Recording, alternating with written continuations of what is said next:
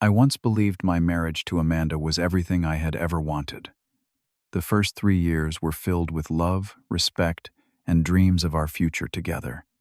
But then things changed.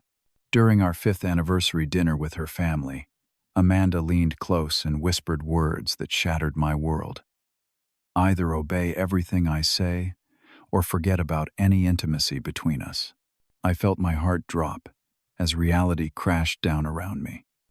Before I tell you about the decision that changed my life, hit like, and let me know in the comments if you have ever faced emotional blackmail in your relationship. I was 32 years old when I met Amanda working as a software engineer at a growing tech company in Seattle. My days were filled with code coffee and the occasional weekend hiking trip with friends. I was content with my life, but something was missing. We met at a technology conference where Amanda was representing her financial firm. She stood out in the crowd with her intelligent questions and warm smile. I found myself gravitating toward her during the networking session, and we spent hours discussing everything from emerging tech trends to our favorite hiking trails in the Pacific Northwest. There was something magnetic about her confidence and charm. Our first date was at a small Italian restaurant near Pike Place Market, where we talked until the staff began stacking chairs around us.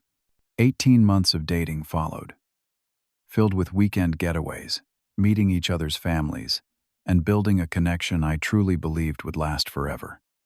Our wedding was a small beachside ceremony in Oregon. With just 50 of our closest friends and family, we exchanged vows as the sunset painted the sky in brilliant oranges and pinks. I remember looking into her eyes, making promises I fully intended to keep, and feeling absolute certainty about our future together. The first 3 years of our marriage were everything I had hoped for. We bought our first home, a charming 3-bedroom craftsman-style house with a view of Mount Rainier on clear days. We spent weekends renovating, making the space truly ours. Our careers were advancing in parallel, supporting each other through late nights and celebrating each success. Our trip to Hawaii for our 2nd anniversary stands out in my memory. 10 days of exploring volcanic landscapes, swimming with sea turtles, and watching the stars from our balcony. Amanda surprised me with scuba diving lessons, knowing I had always wanted to try it. I surprised her with a sunset dinner cruise. We were partners, each caring about the other's happiness. We talked about having children, agreeing to wait until we were more established in our careers. We discussed potential names, debated public versus private schools, and imagined teaching our future kids to ride bikes in the neighborhood park. Everything felt right, aligned, and filled with promise. I remember thinking how fortunate I was to have found someone who understood me so completely, who supported my goals while pursuing her own, who could make me laugh even on my most stressful days. This was what marriage should be, I thought. This was what love looked like. Looking back now, I realize how quickly things can change, how subtly the shift began. The transformation in our relationship was like watching a beautiful painting slowly fade one shade at a time, until the vibrant colors I had fallen in love with were barely recognizable. The first signs appeared after Amanda received a significant promotion at her financial firm. After years of dedicated work, she became a mid-level manager, with a team of 6 reporting directly to her. I was genuinely proud of her achievement and organized a surprise celebration dinner with our friends. At first, I attributed the changes in her behavior to the new pressures of leadership. She began bringing work home more frequently, spending evenings on her laptop responding to emails. Our conversations shortened as her stress levels increased. I tried to be understanding, remembering how overwhelming my own first management position had been. But slowly the stress evolved into something else. Amanda began questioning my whereabouts during the day, asking to see my phone when I received text messages, and expressing suspicion when I worked late. The first time she scrolled through my messages while I was in the shower, I felt uncomfortable but dismissed it, telling myself she was just going through a difficult adjustment period. Soon her questions became accusations. Why had I spent 45 minutes at the coffee shop after work? Who was the female colleague who had emailed me on a Sunday? Why had I not answered her call immediately during my lunch break? Each explanation I offered was met with doubt and further questioning. I tried everything to reassure her.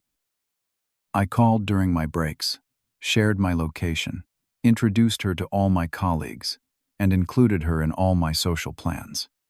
But nothing seemed to ease her suspicions or satisfy her need for control.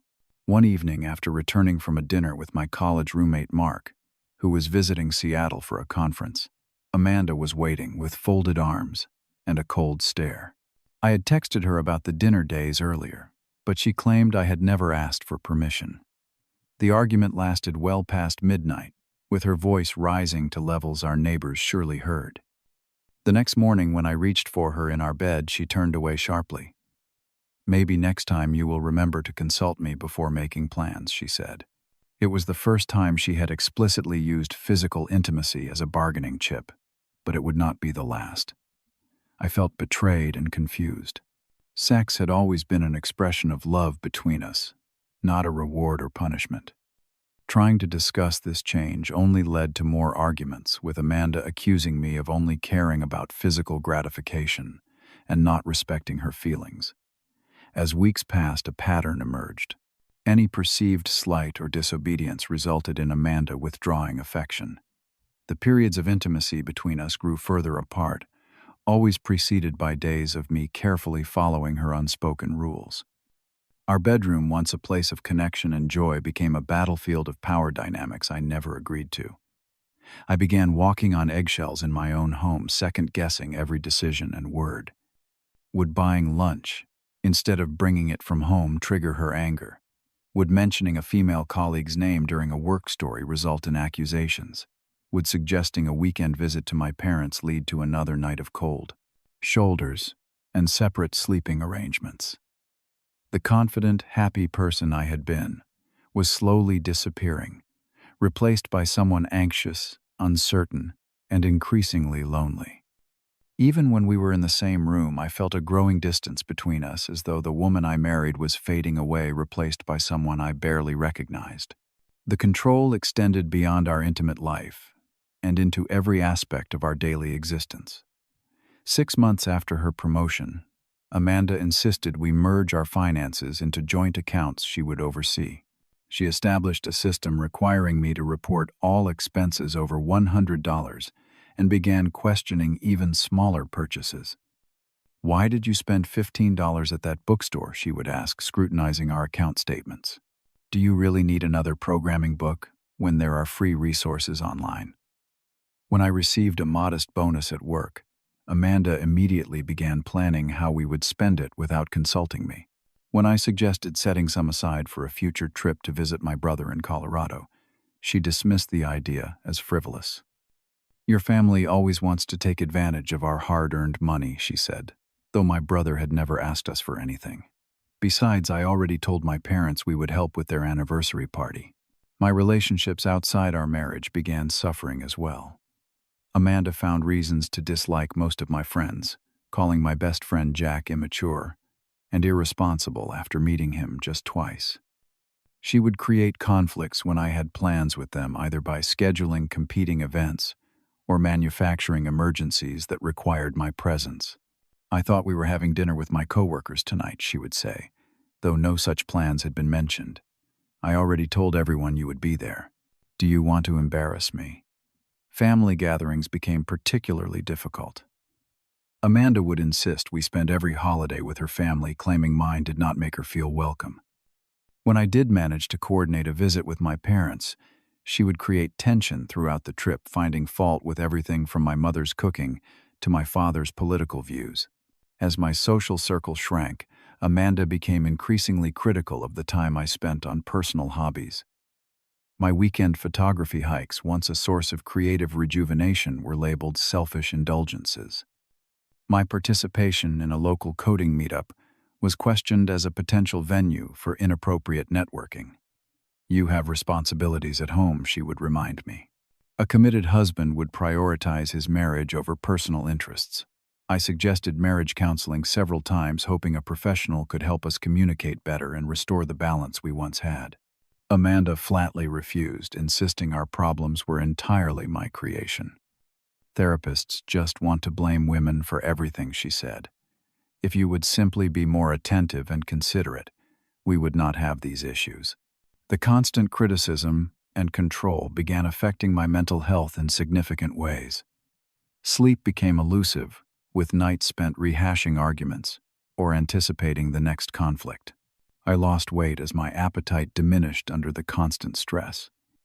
Morning anxiety became so severe, I would sometimes sit in my car in the company parking lot, gathering courage before starting my workday. My performance at work started slipping. Projects that once excited me became overwhelming. Deadlines I would have easily met now loomed like impossible hurdles. My manager noticed the change, and during a performance review, expressed concern about my decreased productivity and frequent distractedness. "Whatever is going on in your personal life, Burton, you need to address it," he advised. "You are too valuable to this team to lose your edge." I wanted to explain, to put into words the situation consuming my life, but shame kept me silent. How could I, a 35-year-old professional man, admit that I had lost all autonomy in my marriage, that I lived in fear of my wife's disapproval, that intimacy had become a reward for obedience rather than an expression of love, the arme? Turning point came unexpectedly through a chance encounter with Jack. Despite Amanda's efforts to distance me from friends, we occasionally managed lunch when our work schedules aligned. One Tuesday meeting at a sandwich shop, halfway between our offices, Jack studied my face with growing concern. "You look terrible," he said bluntly. "And this is not the first time. What is really going on, Burton?" Perhaps it was his directness. Or maybe I had simply reached my breaking point, but the carefully constructed facade crumbled. Words poured out of me a jumbled account of the control, manipulation, and emotional blackmail that had become my daily reality. Jack listened without interruption, his expression shifting from surprise to concern to anger. When I finally fell silent, embarrassed by my emotional outburst, he leaned forward. "What you are describing is abuse," he said quietly. "The fact that it does not leave visible bruises does not make it any less damaging. No one has the right to control you like this, Burton. Not even your wife." His words struck like lightning, illuminating a truth I had been unable to see from within the storm. The realization was both terrifying and liberating. I was in an abusive relationship. The final escalation occurred during our 5th anniversary dinner with Amanda's family. Her parents had reserved a private room at an upscale restaurant downtown, and her siblings had traveled in for the occasion. On the surface, it was a picture-perfect celebration, with champagne toasts to our continued happiness and gifts wrapped in silver paper.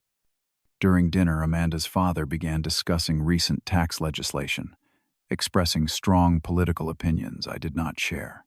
Rather than remaining silent, as I had learned to do, I politely offered an alternative perspective, suggesting the issue was more complex than either political party acknowledged. The table fell momentarily quiet before Amanda's mother smoothly changed the subject. The meal continued pleasantly, and I thought nothing more of the brief exchange. In the car afterward, Amanda exploded. "How dare you contradict my father like that? You made him look foolish in front of everyone." "I did not contradict him," I said, stunned by her reaction. "I just offered another perspective. It was a normal conversation." "You embarrassed me," she hissed, her voice rising. "You never consider my feelings.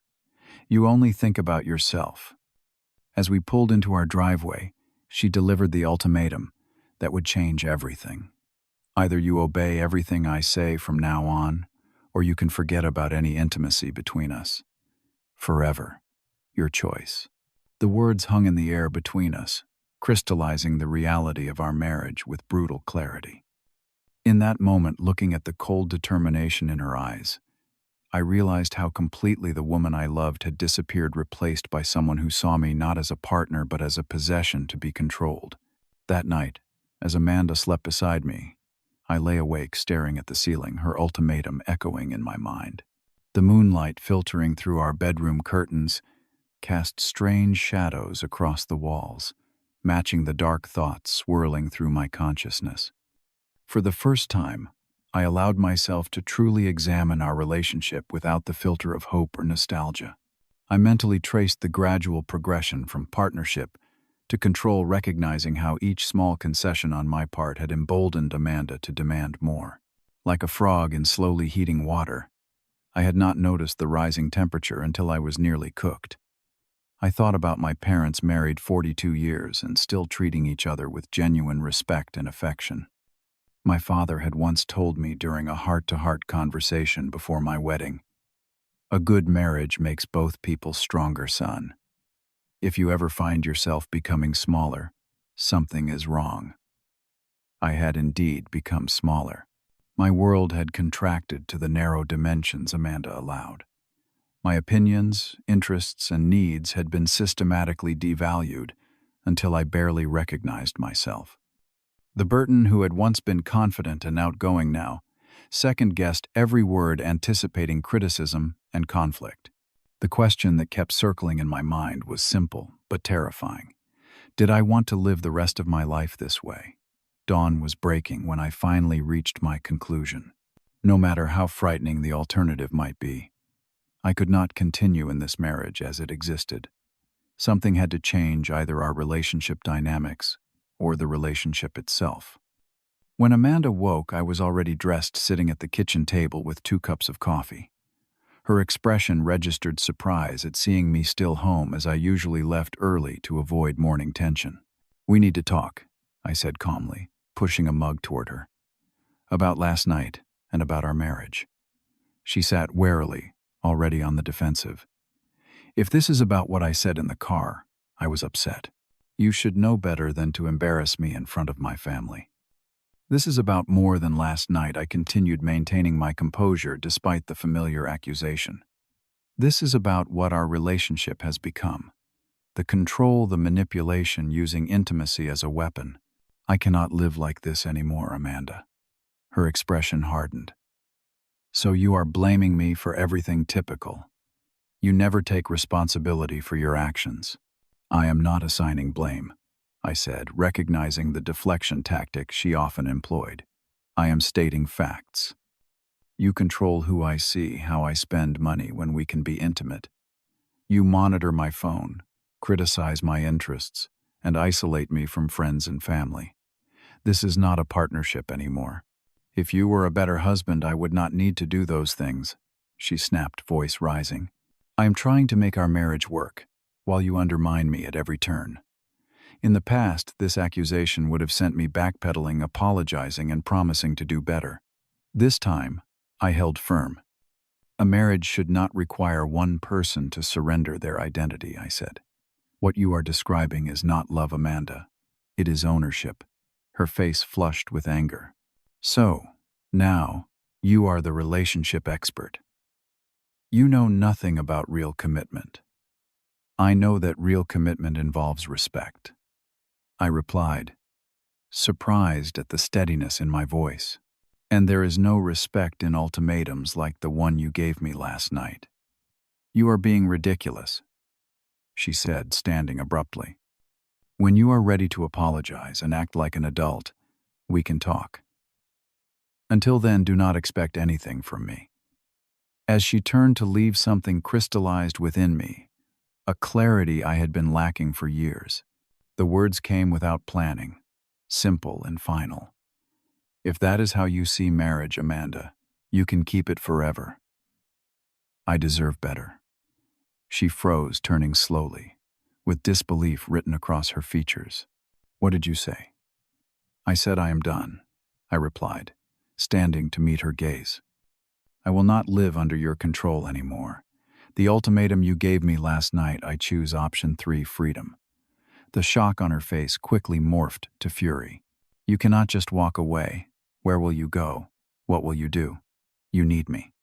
Her questions were valid, but for the first time in years, fear did not drive my decisions. I had no concrete plan, only the certainty that continuing as we were would destroy what remained of my spirit. "I will figure it out," I said, simply moving past her toward our bedroom. I packed a single suitcase with essential clothing, my laptop, and important documents. Amanda alternated between rage and tearful pleas, as I moved through the house gathering the pieces of my life. Her tactics were familiar, shifting from threats to guilt to promises of change, but something had fundamentally shifted within me.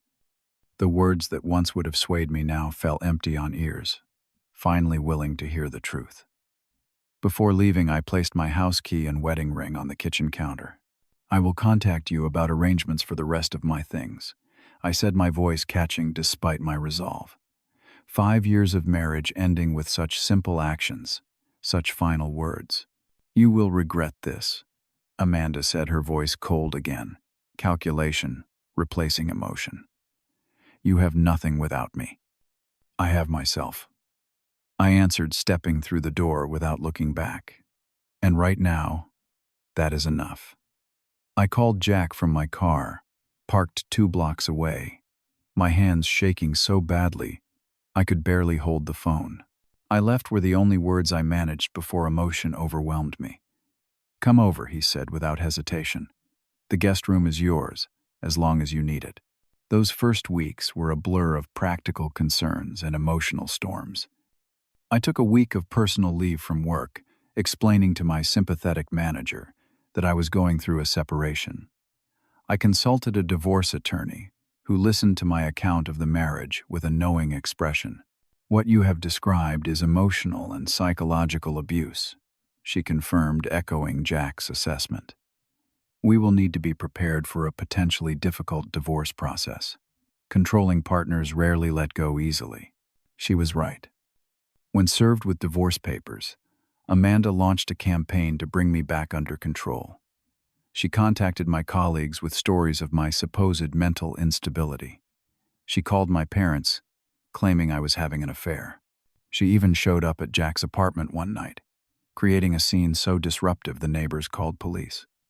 Through it all, I maintained boundaries firm as steel. Each attempt at manipulation only confirmed my decision.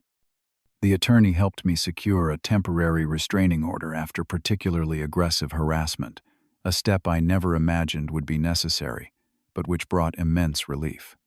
The loneliness was often overwhelming. Despite the dysfunction of our relationship, Amanda had been my primary companion for 5 years. Evenings stretched endlessly in the quiet of Jack's guest room. I questioned my decision during those dark hours, wondering if I had given up too easily, if I should have tried harder to save our marriage. But in my heart I knew the truth. What needed saving was not our marriage, but myself. The first steps toward rebuilding my life were small, but significant. 3 months after leaving, I signed a lease on a modest 1-bedroom apartment near a park. The space was entirely mine, decorated according to my preferences, with no one to question my choices or criticize my taste. At work, I gradually regained my focus and creativity. My manager noticed the improvement, commenting during a project review, "Welcome back, Burton. We have missed your insights." I began seeing a therapist, specializing in relationship trauma, working through the complex emotions of grief, guilt, and relief. During one particularly powerful session, she asked me to list the things I had given up during my marriage. The resulting inventory was staggering. Friendships, family connections, hobbies, opinions, self-confidence, and ultimately my sense of identity. "Recovery is not just about leaving," she explained gently. "It is about reclaiming what was taken from you piece by piece." And so I began the process of reclamation. I reconnected with old friends, explaining my long absence with newfound honesty. Most responded with understanding and support, though some relationships had been damaged beyond repair by my years of withdrawal. I rejoined a local photography club I had once enjoyed, rediscovering the joy of creative expression without criticism. Weekend hiking trips became a regular activity again, the mountains offering perspective and peace I had desperately missed. My parents visited from Ohio, staying in my new apartment for a week. Over long conversations and shared meals, I gradually revealed the reality of my marriage, answering their questions honestly despite the shame that still lingered. "I always sensed something was wrong," my mother admitted. "But you seemed so determined to make it work. We did not know how to help." "You are helping now," I assured her, appreciating their presence and support more than I could express. The divorce proceedings continued, complicated by Amanda's refusal to accept the reality of our separation. She contested every point, demanded excessive alimony, despite her own substantial income, and delayed proceedings with various legal maneuvers. My attorney remained unfazed, assuring me this was typical behavior from controlling partners facing the ultimate loss of control. 6 months of legal battles culminated in a mediation session where Amanda finally seemed to accept the inevitability of our divorce. Looking at her across the conference table, I felt a strange mixture of emotions. The anger had largely subsided, replaced by a kind of detached compassion. She was fighting so hard to maintain her grip on a relationship that had become fundamentally unhealthy for both of us. When the divorce was finally granted after nearly 8 months of legal wrangling, I felt no triumph or celebration, only quiet relief, and the certainty that I had made the right choice, however difficult. Around this time, I joined a support group for survivors of emotional abuse, finding validation and understanding among others with similar experiences. The shared stories helped dissolve the lingering shame and self-doubt. If these intelligent, capable people could be drawn into destructive relationships, perhaps my own experience was not a reflection of weakness, but of human vulnerability. It was through a photography exhibit organized by this support group that I met Sophia. She was admiring one of my landscape photographs, a sunrise shot from Mount Rainier, that captured the moment light first touched the valley below. "You have a gift for finding hope in ordinary moments," she said, studying the image with genuine interest. Sophia was an elementary school teacher with a passion for environmental education. Our conversation moved easily from photography to teaching to our shared love of nature. When she mentioned leading student field trips to the same trails I often hiked, it seemed the most natural thing in the world to exchange contact information. The prospect of dating again terrified me. My confidence in my judgment had been severely shaken, and the thought of risking another harmful relationship kept me from acting on our obvious connection for weeks. When I finally confessed these fears to my therapist, she offered perspective that helped me move forward. "Fear of being hurt again is normal," she said, "but allowing that fear to prevent healthy connections is giving your past relationship power over your future. Proceed carefully. Yes, but proceed." My first date with Sophia was a Saturday morning photography walk through the Japanese garden. No pressure, just shared interest and open space. Our second date was a community cleanup event she had organized at a local beach. Our third was dinner at a small family-owned restaurant, where she knew the owners by name. What struck me most about Sophia was her natural respect for boundaries. She asked questions, but accepted when topics were too difficult to discuss. She expressed preferences without imposing them. She maintained her own friends, interests, and opinions while making space for mine. The contrast with my marriage was stark and illuminating. Healthy relationships, I was learning, enhanced rather than diminished the individuals within them. They expanded possibilities rather than restricting them. They were built on mutual respect, not power and control. Our relationship developed slowly and organically. We were both cautious, having experienced our own relationship disappointments, but the foundation we built was stronger for that caution. 6 months into dating, Sophia became the first person since Amanda to stay over at my apartment, a milestone that represented tremendous growth in my ability to trust again. A year after finalizing my divorce, I received an unexpected message from a mutual acquaintance. Amanda was dating someone new and, according to reports, was already showing the same controlling behaviors that had characterized our marriage. My first reaction was concern for her new partner, followed by the sobering realization that some people repeat patterns until they recognize and address their underlying issues. I felt no schadenfreude at this news, only a deepened appreciation for my own journey toward healing. The work I had done in therapy, the boundaries I had learned to establish, the self-awareness I had developed, these were the true victories of my experience. My relationship with Sophia continued to flourish, built on communication, respect, and genuine partnership. When disagreements arose, as they inevitably do, we addressed them directly without manipulation or power plays. Physical intimacy was an expression of mutual desire and affection, never a bargaining chip or control mechanism. The lessons I carried forward were profound and lasting. I learned to recognize the early warning signs of control and manipulation. I discovered that love should expand rather than contract your world. I understood that true partnership requires equality, respect, and the freedom to be authentically yourself. Most importantly, I learned that walking away from something destructive is not failure but courage. Sometimes the bravest decision you can make is to say no to what hurts you, even when that means facing the unknown. Have you ever had to make the difficult choice between staying in a harmful situation or stepping into uncertainty? Share your experience in the comments below. Remember that your story might help someone else find the courage to choose self-respect over suffering. If you found value in my journey, please like this video and subscribe to the channel for more stories of resilience and recovery. Thank you for listening, and remember, you deserve relationships that honor your worth rather than diminish it.